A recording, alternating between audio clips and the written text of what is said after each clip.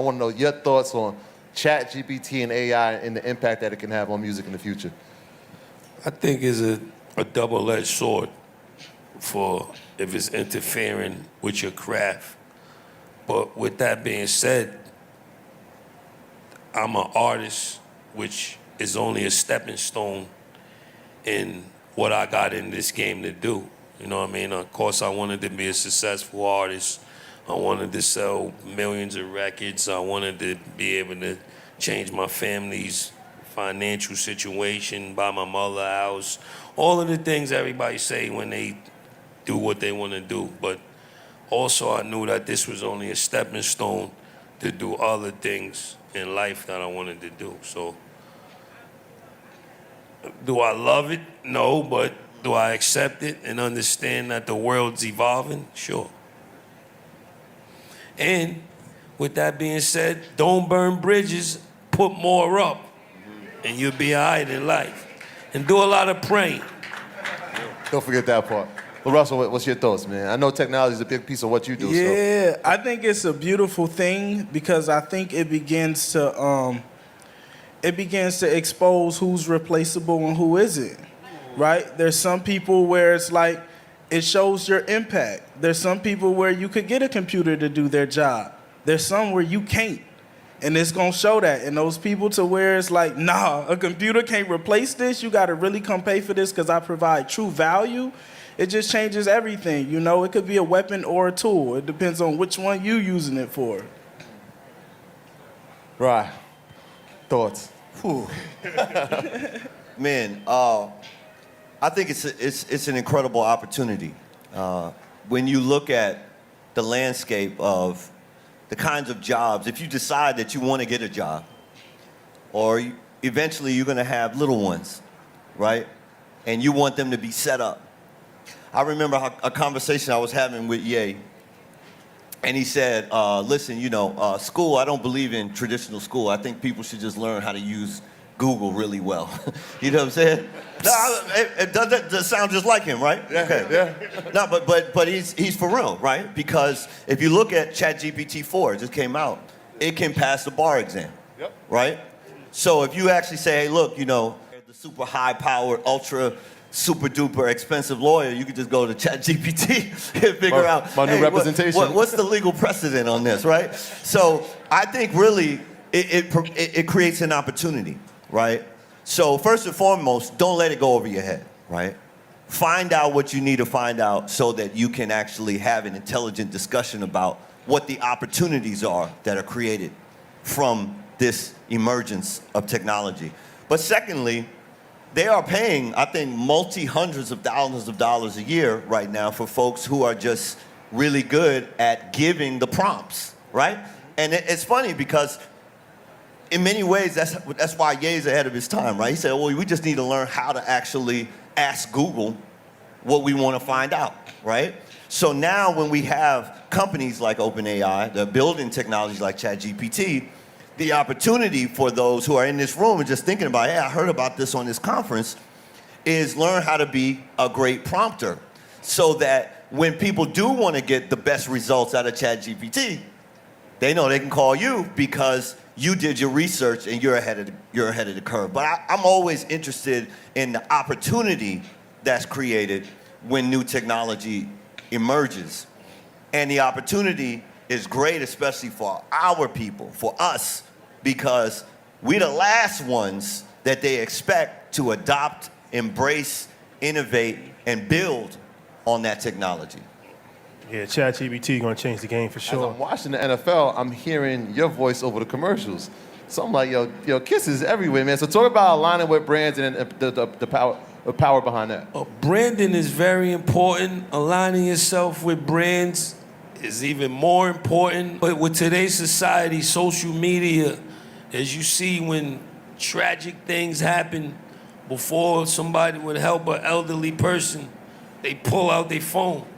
So everybody's a brand. And when you're an artist, an athlete, a businessman, businesswoman, you gotta think that you're a brand and do as much as you can to support that brand, give a positive outlook on the brand, and just keep, productivity as much as you can, because that's going to help your financial situation in the long run with all eyes on you in today's society. So, Ryan, I want to ask you about ownership.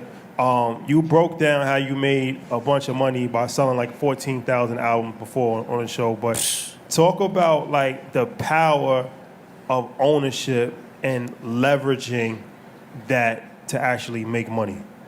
Yeah. I really believe that that when you have the right information, you have the right access to information and the right infrastructure, you really can, as long as you're rooted in service, you can really make however much you want to make. So a lot of times I would go to my record company and I say, hey, look, my first album, I sold, 160,000 albums. I'm not platinum status. I didn't have no records on the chart. Then my second album, which was Grammy nominated, I only sold 60,000. And so I went to him, I said, hey, look, we're in the digital age. If I sold 180,000, how come we don't know all those people? Can't I just press an email and we can email everybody who bought the last one? They should definitely want to know about the first one.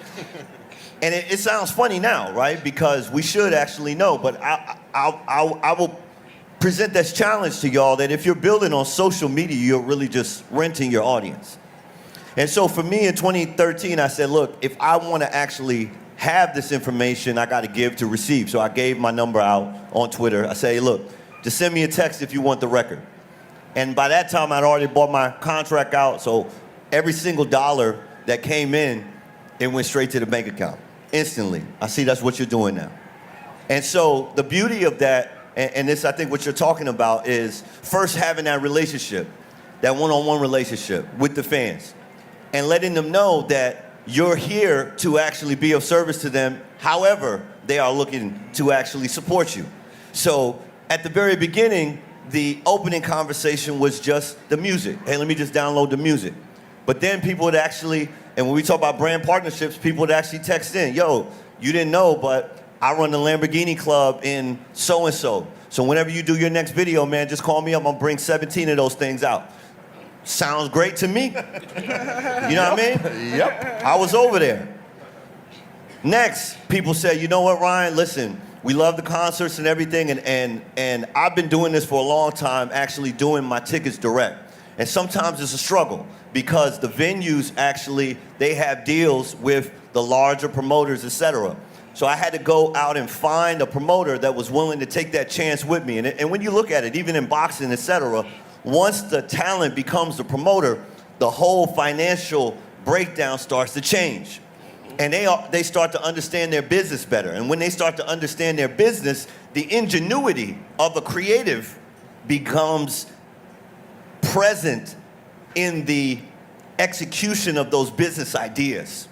And as you sit here in this audience as creatives, make sure that you pay attention to the business, because as you know your business better and better and better, your ingenuity as a creative, your creativity is what is going to make the difference. We're watching it live in real time. We're watching the history that's being made, the ingenuity and creativity. But also, it's also about understanding that it's not just about you.